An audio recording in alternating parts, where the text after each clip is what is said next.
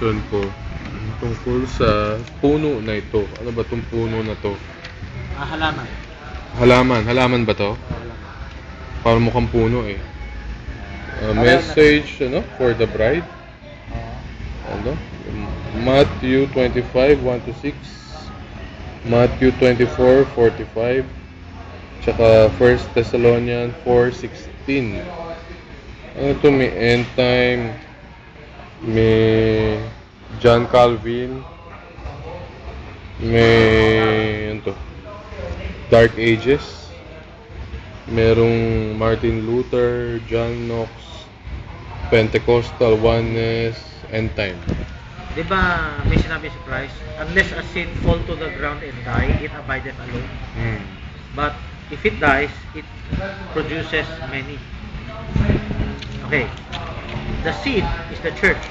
So the word of God, plant it to the ground. That's the 120 disciples in the upper room. It died because yung iba pinatay, naging Catholic Church yan. So the seed traveling up from the ground, madilim pa siya, wala pa siyang sunlight. Nasa lupa pa siya eh. Pero nabulok na yung original seed. Nag-ugat na yan sa lupa. Nag-travel siya sa lupa. Yan yung Dark Ages. Then, paglabas niya sa lupa, yung Mark chapter 4 verse 25, first the blade, then the other blade, then the ear, full corn in the ear. The first blade, yung dahon sa katangkay, represents the Protestant Reformation. Nakasi sila ng daylight, nakakita sila ng daylight kasi lumabas na sa lupa yung tangkay, may dahon, nakakita ng araw. Yan yung Reformation period. So nag-travel siya, naglabas pa ng ibang dahon. Maraming bunga ang Reformation period. Maraming denominations. Protestant churches, Pentecostal churches, sa dulo, malapit na sa dulo, Pentecostal churches. Sa Pentecostal, meron silang teaching na rain, latter rain, yung ulan, represents the outpouring of the Holy Ghost. So, pag malapit ka na sa dulo, sa anihan, lumalabas na yung binhi, meron talagang latter rain sa sakahan na bago aanihin yan. Last rain, last outpouring. Ano nangyayari sa tangkay pag pumipintog na yung seed? Ano nangyari? Bumataksak. Bumibigat. Hindi. Bumibigat kung sa taas. Ano yung nangyari sa tangkay? Sumamatay. Nagiging yellowish. Yun. Nakapunta ka na sa province. Yun ang ibig ko sabihin. Nakita mo yung nagiging yellow yung tangkay. Hindi ka man lang nagtaka. Ito yung nangyari. Lahat ng sustansya niya umaakyat na sa i-harvest.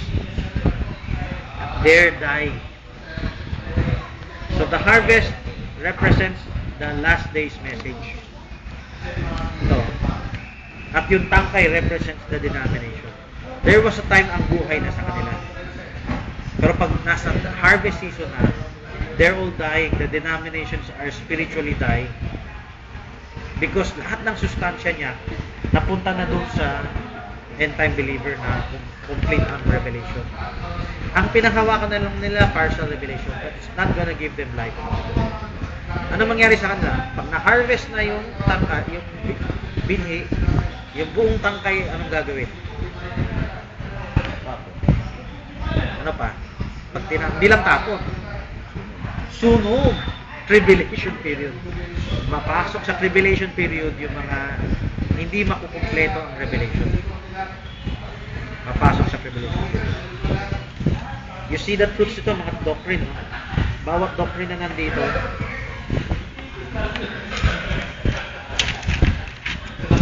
kung partial lang ang tinanggap mo, hindi ka makukomplete.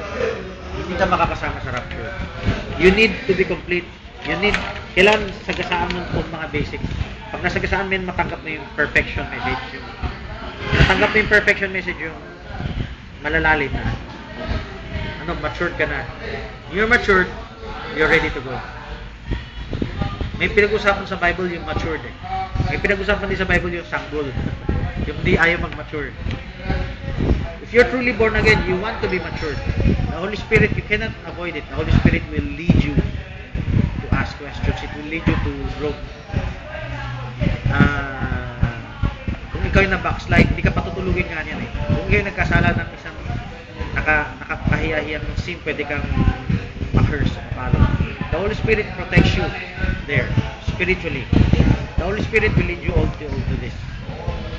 If you have the Holy Spirit, you will gradually grow in knowledge. You cannot avoid to grow. Either you grow or you die. Yeah.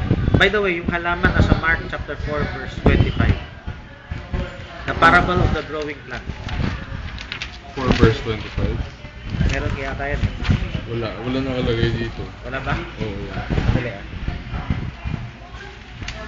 Dati, ito yung first month na nagpaturo ko sa'yo. Yan ang tinanong ko. Ito to, Mark 4:24. Ay, Matthew pala. Baka hindi. Mark yun eh. Oo nga, tama. Mali ito eh. Ang gumawa nito si Bar Rowley. Nasa lupaw na. So, Parang iba ka ngayong gabi. Parang gumagawa po ka. Fresh na fresh. Patakip kasi yung chan ko eh.